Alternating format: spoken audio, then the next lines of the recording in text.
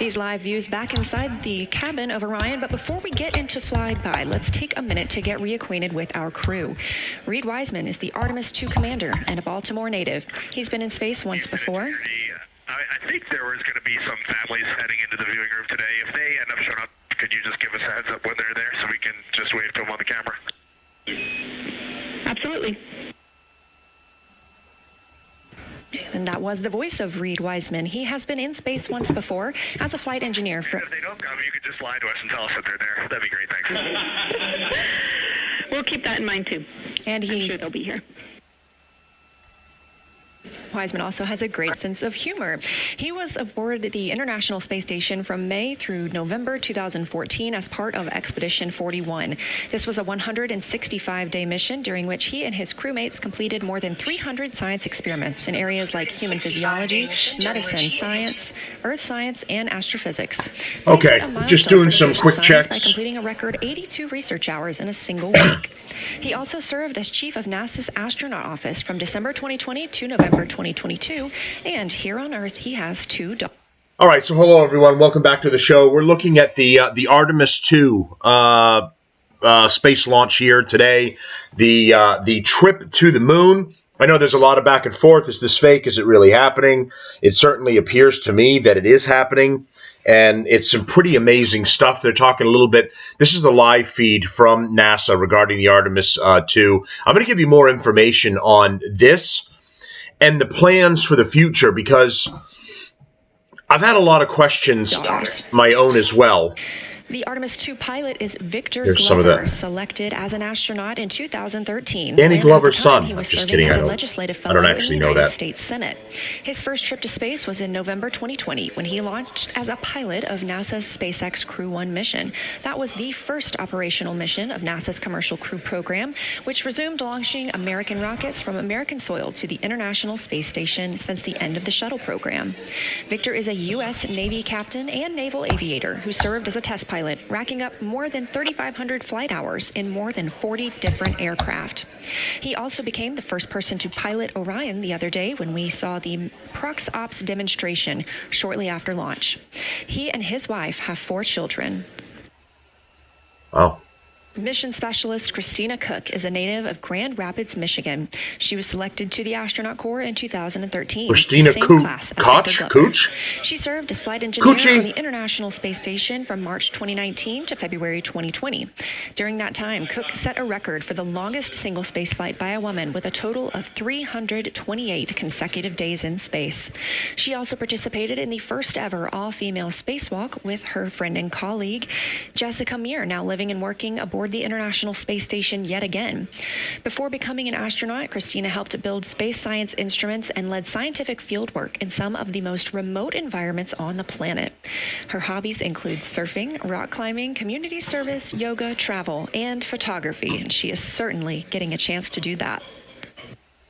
Here's the goddamn Canadian. Space Agency astronaut Jeremy Hansen is flying to the moon as a mission specialist on the Artemis II mission. The London, Ontario native was selected as an astronaut in 2009. After that, he worked as Capcom at NASA's Mission Control Center here in Houston. He even looks Canadian, doesn't he? Whoa, going to the fucking moon, eh? Communicating with the astronauts in space. Oh, we got a problem with the toilets. Figure it out. Training exercises like living on the ocean floor off the coast of Florida to simulate deep space exploration for 7 That's cool. days. In 2017, he became the first Canadian to lead a NASA astronaut class. And he also enjoys getting out on a sailboat, rock climbing, and mountain biking. And he and his wife We don't have need his 3 Tinder children. profile.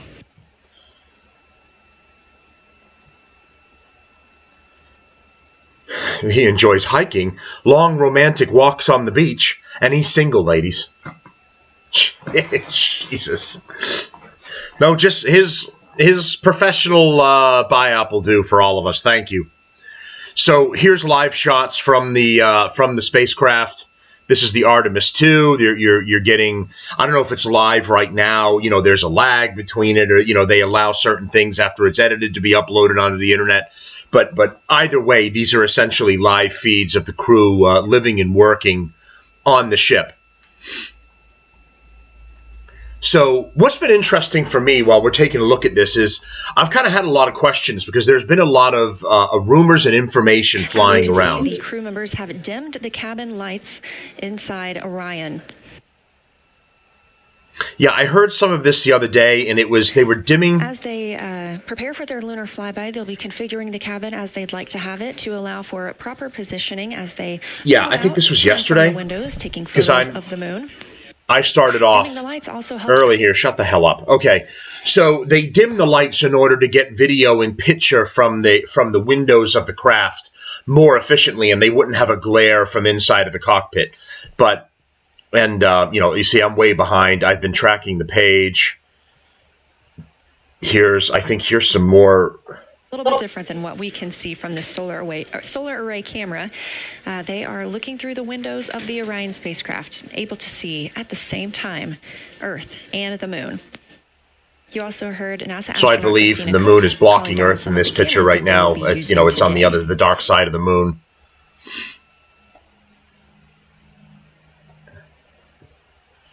That was so you've got the NASA monitoring office here in right next to the subjuppose of the spacecraft in the live feeds that it's getting. Here's the control room. From the edge of the Mare that's dark, which is maybe 1 Pythagoras diameter south. If you draw a ring about that, here's a fat lesbian taking photos of the event going on. Of the moon, and just draw a ring around that. The near side is an albedo of 5, and looks quite smooth from here. And then along the same. So this is pretty cool because the original moon landing, and again, there's been a lot of questions about, 1, did the original moon landing actually happen? 2, is this even really happening right now? Of course, you've got the debate going on online about, oh, you're all suckers if you think they're flying to the moon right now. I ended up having questions of my own about, did the original moon landing even happen? Because one of the conversations that happened as a result of this mission was a rumor going around that we no longer had the capability to land on the moon. So I'm saying to myself, okay, we were able to land on the moon in 1969. In basically the crew landing on a giant popcorn making machine. The crew gets out in spacesuits and walks on the surface of the moon. Direct Live communicates from the moon to the president in the White House. And we did that in 1969, but we struggle to do it now in 2026. See, this is the landing. This is video from 1969. Contact light. Okay, engine stop. Houston, Tranquility Base here. The Eagle has landed. Roger, Tranquility. We copy you on the ground. You got a bunch of guys about to turn blue. We're breathing again. Thanks a lot. Okay, Neil, we can see you coming down the ladder now. I'm at the foot of the ladder. The LEM footbeds are only impressed in the surface about 1 or 2 inches. I'm going to step off the LEM now. That's 1 small step for man, 1 giant leap for mankind. Hey, everybody remember some of those famous sayings? I believe it, Charlie. They're driving a rover on the surface of the 1969. They're fucking off on a rover, driving around, taking video with a camera. Oh, this is going to be some kind of different ride. Allegedly on the moon. Hippity hoppity, hippity hopping over hill and dale. Da da da da da da da da da da da. Hippity hopping along. This is all supposed to be video from the moon for the 1969 landing. There's the fucking thing that landed, okay? So now, this little popcorn bowl that lands here, the module takes back off again. So it lands, deploys the legs and the bottom stability.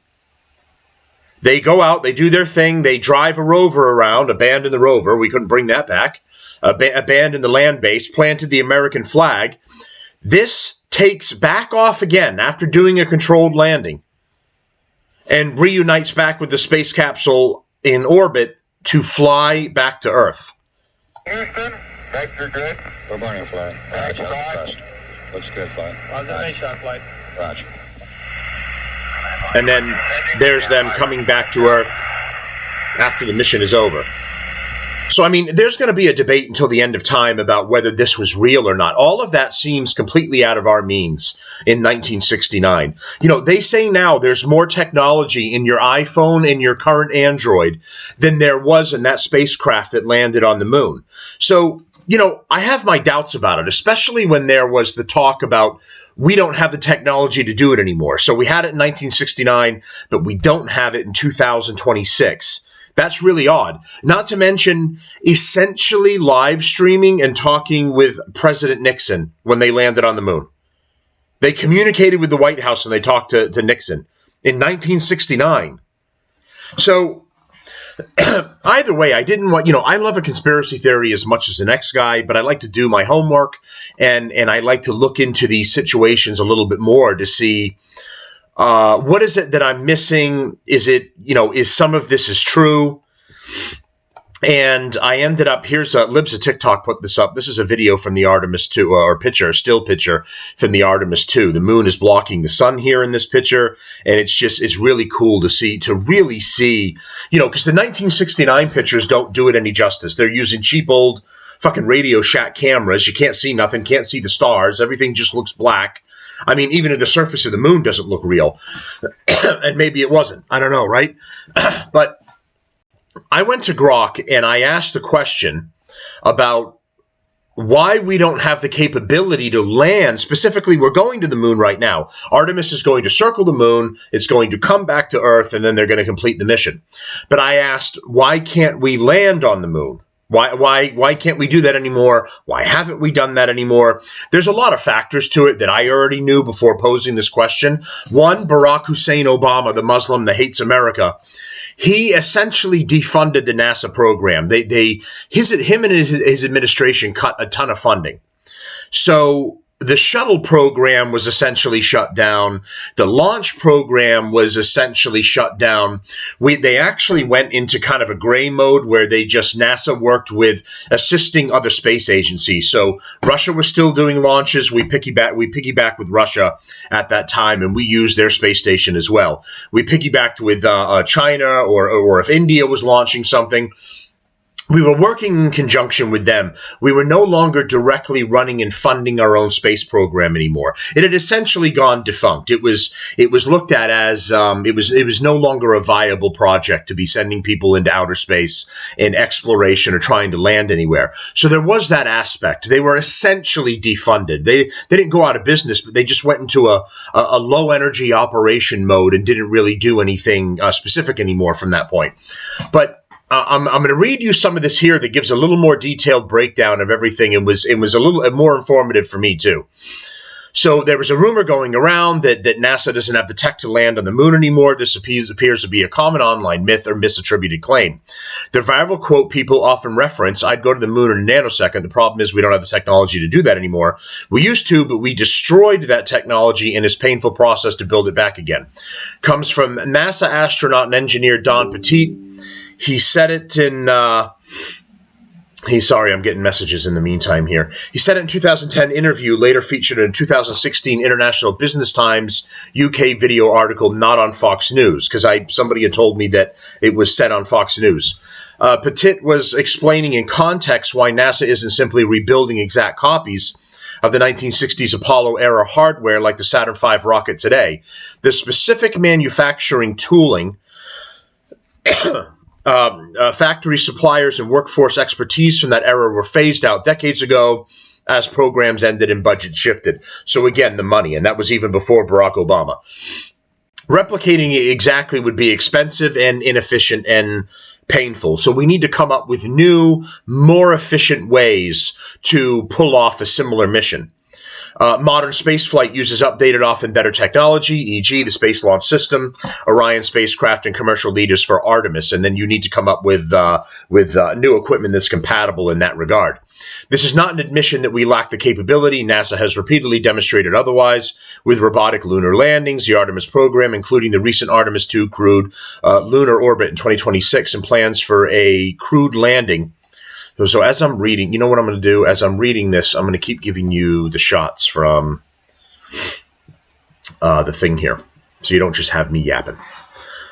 Oh, let me catch you guys up. So this is when they went. I'm going to finish summarizing this.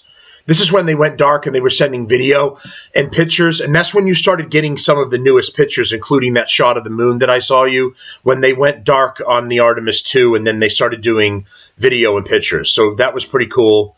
So that's some of the pictures on the outside of the craft they're taking of the moon. There's them working in the dim light setting over here. NASA Control Center. Preliminary contact with different parts of the surface. So they're giving you some explanations and everything. Okay, so I'm going to let you kind of check that out. We're going to continue here. The robotic lunar landings, the Artemis program, including the recent Artemis II crewed lunar in 2026, plans for a crewed landing. Fox News itself has covered these efforts positively, with NASA officials like Administrator Jared Isaacman appearing to discuss returning to the moon and building a new lunar base. So here's the Artemis project that you're looking at right now, and this is something I learned when I was looking into it. This is phase 1 of Artemis, the swing around the moon. This is just to prove that we can still do it successfully and everything is going to function the way that we're going to do. As I go on, you're going to see that there's a phase 2 that's going to be Artemis 3. Artemis 3 is going to be testing the launch and landing modules in preparation for the moon landing. So this is phase 1 of another moon landing. We are going to do it again. This is what this is. So I'm going to keep going here. In short, the Lost Tech line is real, but taken out of context from a non-Fox source, and it doesn't mean what conspiracy clips imply. We're actively developing and testing the hardware needed to return and stay on the moon with the current tech. So now I ask more specifically, okay, if we can land on the moon, why aren't we doing that now? Or why is it taking so long? So it says we can do it, and we're literally in the middle of proving it. As of right now, April 26, NASA's Artemis II mission launched April 1st, has 4 astronauts flying around the moon for the first time since Apollo 17 in 1972. Okay, I said, well, I don't know why that other information said 69. 72. They're testing the exact systems we'll use for a crewed landing. The first actual landing is now targeted for Artemis 4, or Artemis 3, I think, Artemis 4, in 2028, with Artemis 3 in 2027 serving as a dress rehearsal test in Earth orbit. So Artemis 2 is out here right now doing the swing around. Artemis 3 is going to be a dress rehearsal for the moon landing, and they're going to do it in Earth's orbit. Artemis 4 will land on the moon in 2028. So why the 50-plus year gap since 1969 and 1972? It's not because we lost the technology. That's a myth that comes from a single out-of-context quote. The real reasons were Apollo was a Cold War emergency program at its peak. NASA got 4% of the entire U.S. federal budget to beat the Soviets. Once we won and the public got bored, Congress slashed the budget hard.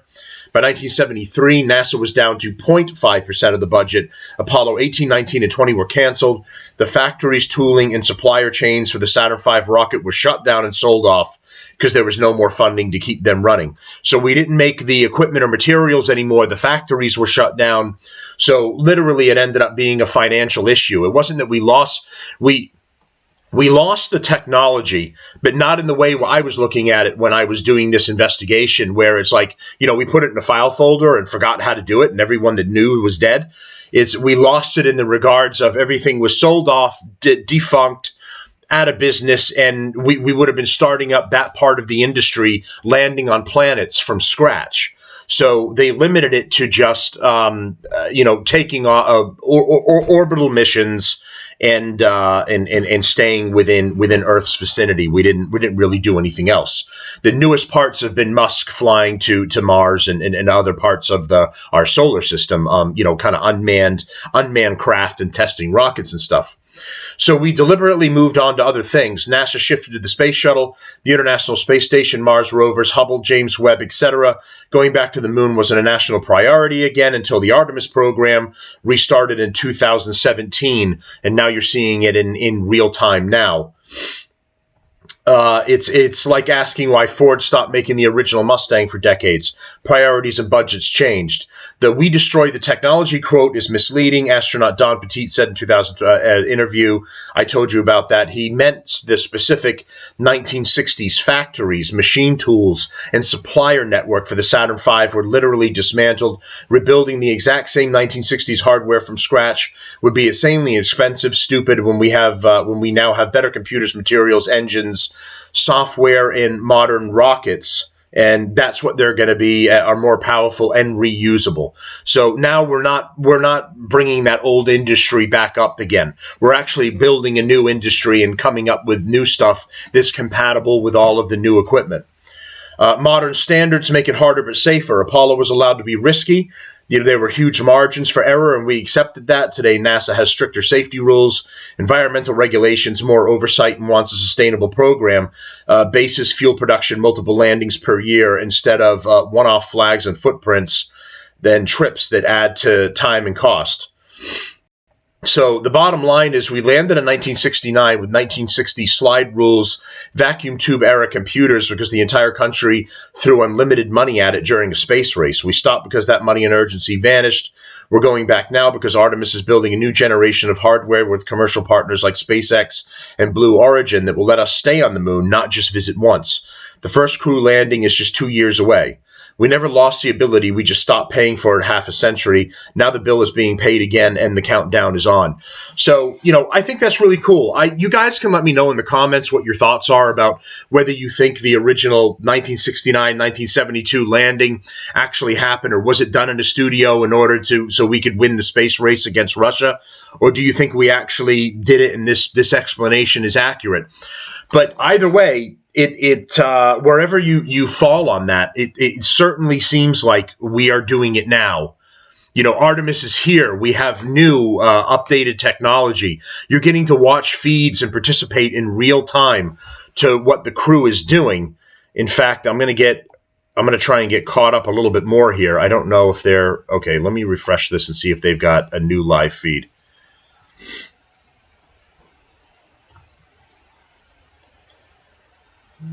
Because that was yesterday. It's possible that they don't have updates.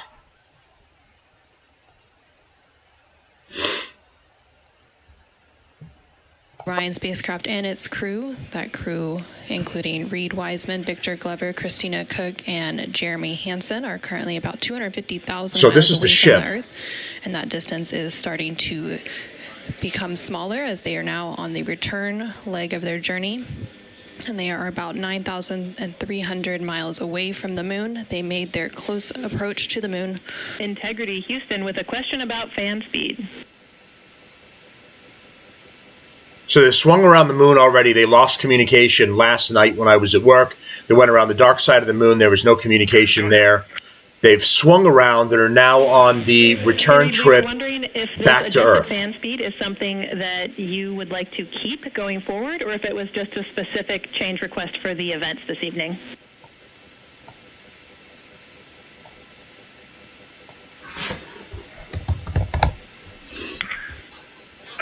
Certainly for PAO events, this is an ideal fan speed. If you're willing to give us this fan speed for routine habitability, I think we would take it and try it for a while.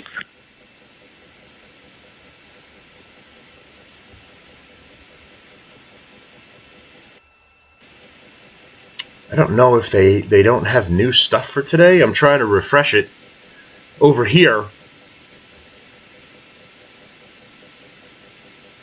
And I don't know if it's coming to an end, or I think this is supposed to be a continuous stream. It's supposed to be essentially 24/7. And Reed, we are Able to support keeping the fan speed in this config. Happy to keep it here to collect data.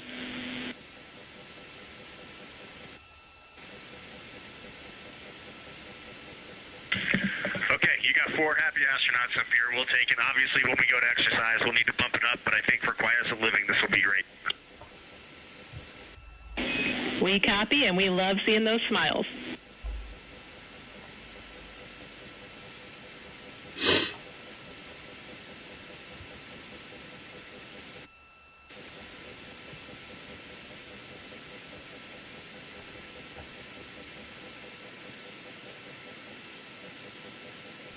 So I'm going to catch it up to where it's at right now. Best of us.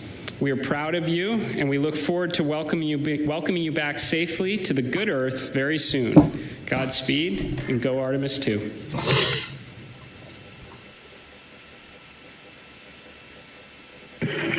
Thank you so much, Administrator. We are just proud to be a part of this team, doing our work every day, and we are supported by a huge world of humans, and we are just honored to be a part of that. Thank you. We'll see you soon. Integrity, this is Houston ACR. That concludes the event. Thank you. What if she were to go into one of the other compartments with the guys and have a quickie? How does cleanup work in that particular situation? I imagine some things that are going to be floating around that are just not hygienic. I'm sure that the consummate professionals, well done, all of you, and we're all with you. This is really a cool thing for the United States that we're actually reigniting the space race, and thanks to President Trump and his administration for giving them the funding and the ability to do this. I'm not sure that with everything going on with Iran that he's getting some of the credit that he deserves for this program getting up and running, and we're going to work on getting to and making other planets and other, celestial bodies viable, and we're going to live there. And of course that opens up a whole slew of other things. You end up landing where the crashed alien spaceship is, and then there's eggs there, and the face huggers come out and they jump on you, and the entire crew's killed. And then we essentially have the plot from Aliens, but it starts right here. It's some pretty interesting stuff. And you know what? I'll join the Colonial Space Marines. I'll help Weyland-Yutani make better worlds. I'm here for it, man. I'm here for all of it. I love this. You guys let me know in the comments what you guys think about all of this. Are you psyched about it? Are you psyched about colonizing new worlds? Like and subscribe and help me get this show going and get its feet off the ground. I appreciate all the new members and views that we're getting. Thanks, everyone, and I'll talk to you again real soon. I got more updates coming up after this. Thanks, everyone.